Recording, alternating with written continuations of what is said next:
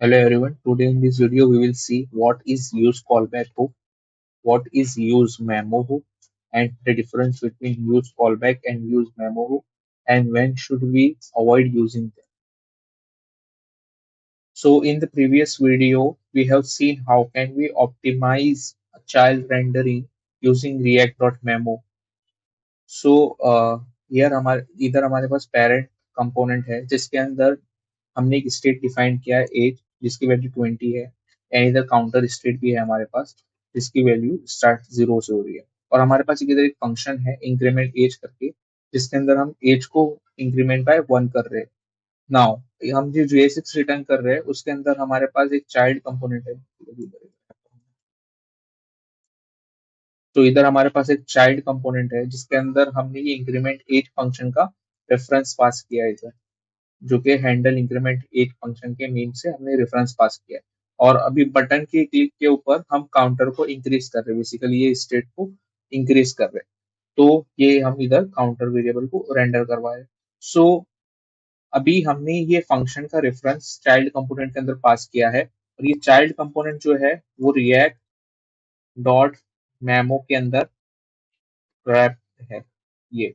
तो इससे क्या होगा रिएक्ट डॉट मेमो के अंदर हम जब कंपोनेंट को रैप करते हैं तो रेफरेंस इक्वालिटी की वजह से जो एरर आता था हमको ऑब्जेक्ट्स और एरे के केस में उसको अवॉइड करते हैं और हम इस कंपोनेंट को मेमोराइज कर देते हैं चाइल्ड कंपोनेंट को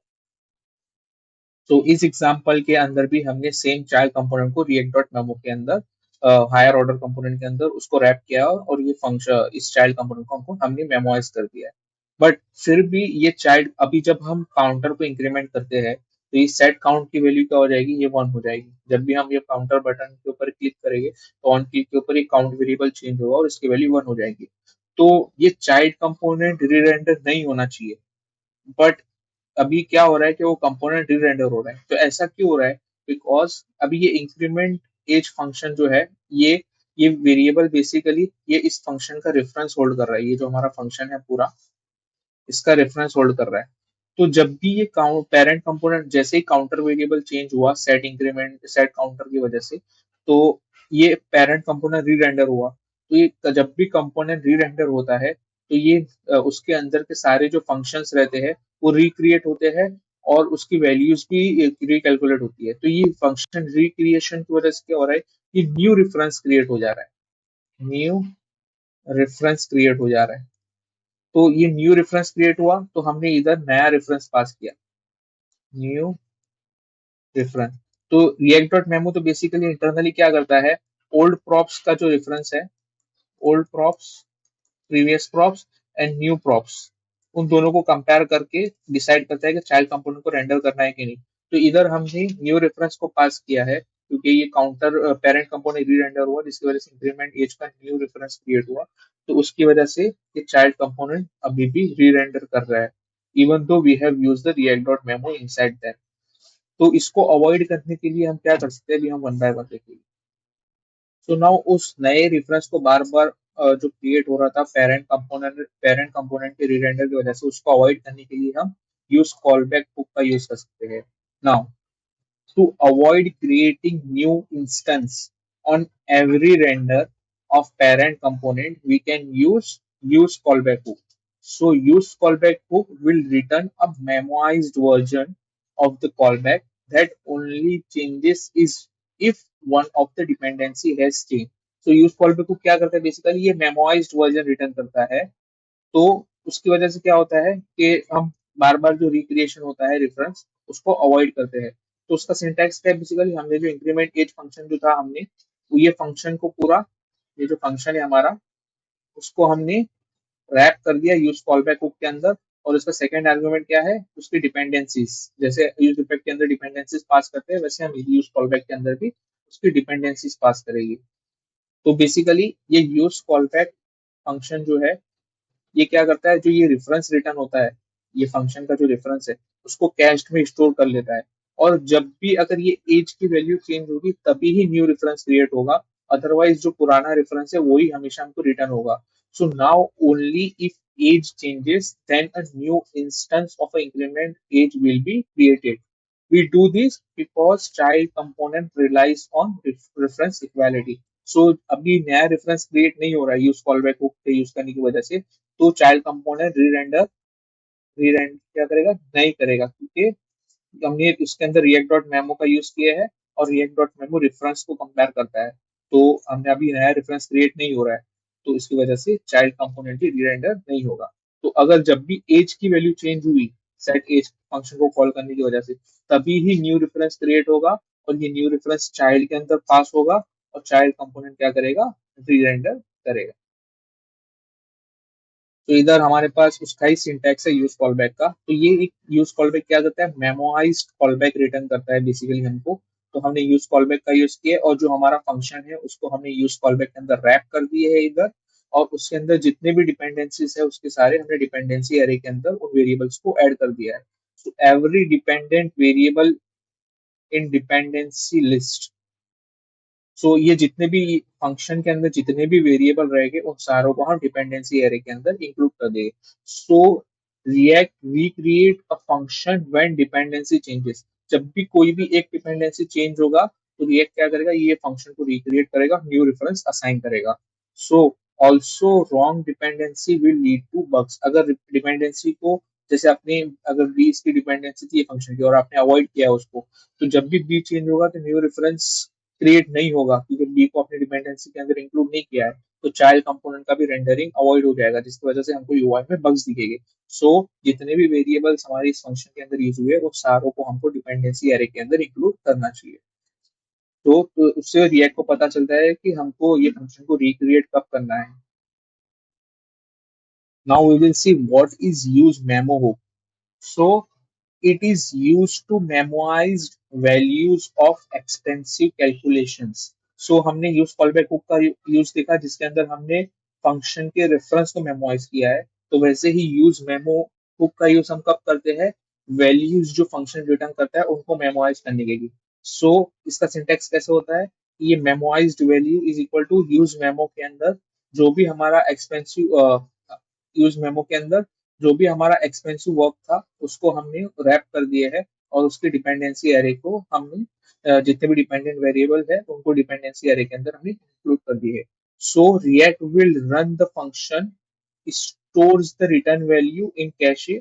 and recomputes only when dependency change. तो यूज मेमो क्या करता है कि ये एक्सपेंसिव फंक्शन को फर्स्ट टाइम रन करता है, फिर उसकी वैल्यू को कैश में स्टोर कर लेता है। सो इन फ्यूचर अभी जब भी ये फंक्शन को जब हम वापस से कॉल करेंगे तो जब ये पहले सबसे पहले क्या चेक करेगा कि अगर उसकी डिपेंडेंसी एरे चेंज हुई है कि नहीं। अगर नहीं हुई है तो वो डायरेक्टली कैश में से रिजल्ट को उठा के हमको प्रोवाइड कर देगा। अदरवाइज अगर डिपेंडेंसी एरे चेंज हुई है तो वो ये फंक्शन को रिकैलकुलेट करेगा। सो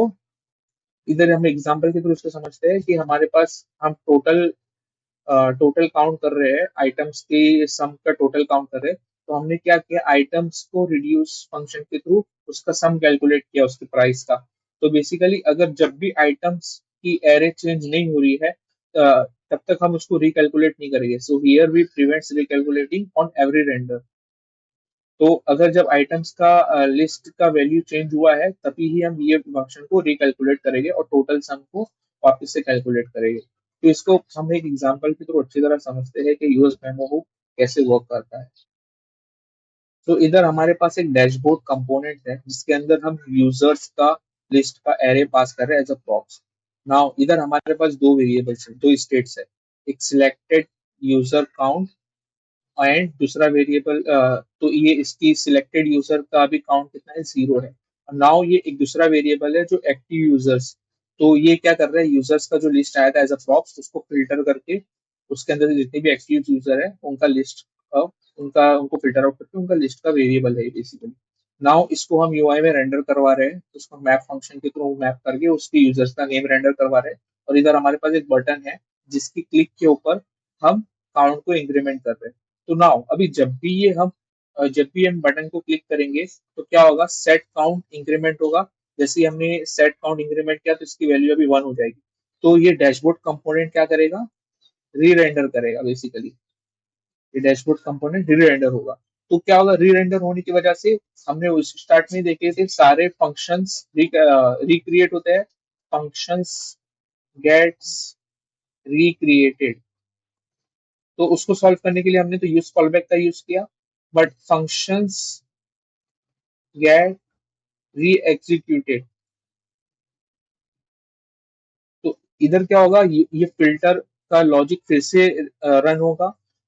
और हमारे एक्टिव यूजर का लिस्ट फिर से क्रिएट होगा। तो ये अगर समझो कि यूजर्स का लिस्ट समझो 1 लाख है, ये यूजर्स बहुत सारे हैं, 1 लाख से भी ज्यादा यूजर्स है हमारे पास। तो क्या होगा, ये बहुत टाइम ले लेगा ये कंपोनेंट, और ये डैशबोर्ड कंपोनेंट इनएफिशिएंट हो जाएगा हमारे पास, क्योंकि ये लिस्ट हमको बार बार कैलकुलेट करके हमारे यूआई में रेंडर हो रही है। तो क्योंकि ये काउंट के चेंज होने के बेसिस पे यूजर्स का चेंज होना जरूरी नहीं है, लाइक ये एक्टिव यूजर्स को वापस फिल्टर आउट कर, क्योंकि हमने ऑलरेडी उसको फिल्टर आउट करके एक्टिव यूजर्स के लिस्ट में स्टोर कर लिया है। तो ये रिकैलकुलेशन को बार बार अवॉइड करने के लिए हम यूज मेमो हुक का यूज कर सकते हैं। तो हम क्या करेंगे बेसिकली, यूज मेमो के अंदर उसको रैप कर देंगे, ये यूजर यूजर डॉट फिल्टर, इसको रैप कर दिया, और अभी जब भी यूजर्स का लिस्ट चेंज होगा तभी ही हम ये एक्टिव यूजर्स को रिकैलकुलेट करेंगे, और सिलेक्टेड काउंट के इंक्रीमेंट के बेसिस पे हम उसको रिकैलकुलेट नहीं करेंगे। तो हमने बेसिकली इधर क्या कर दिया है, इस लिस्ट को मेमोइज कर दिया है बेसिकली। तो इससे क्या होता है, हमारा कंपोनेंट एफिशिएंट हो जाता है और फास्ट रेंडरिंग होता है dashboard component. Now, what is the difference between use callback and use memo hook? So, use callback, it memoizes function reference. ये बहुत important. It memoizes function reference and avoid recreation until any one of the dependency changes. तो use callback क्या करता है, basically function के reference को memorise करता है, और ये रिक्रिएशन तभी होता है जब उसकी डिपेंडेंसी में से कोई एक डिपेंडेंसी चेंज हुई है। और on the other hand use memo क्या करता है, इट मेमोराइजेस रिटर्न वैल्यू। तो हमने जो देखे थे, जैसे यूजर्स और फिल्टरिंग के बाद जो एक्टिव यूजर का लिस्ट आता है, तो उनकी वैल्यूज को वो मेमोराइज करता है। सो यूज मेमो क्या करता है, it memorises return value and avoid recalculating until any one of the dependency changes. तो यूज कॉलबैक रेफरेंस को मेमोराइज करता है एंड यूज मेमो उसके रिटर्न वैल्यू को मेमोराइज करता है बेसिकली। तो ये सारी हमारी ऑप्टिमाइजेशन टेक्निक्स थी रिएक्ट के अंदर। तो फर्स्ट सबसे पहले हमने जो देखे थे वो रिएक्ट मेमो था, देन उसके बाद हमने यूज कॉलबैक को देखे, देन यूज मेमो। सो इन सारों का यूज एफिशिएंटली करके हम कंपोनेंट को ऑप्टिमाइज कर सकते हैं रेंडरिंग के लिए।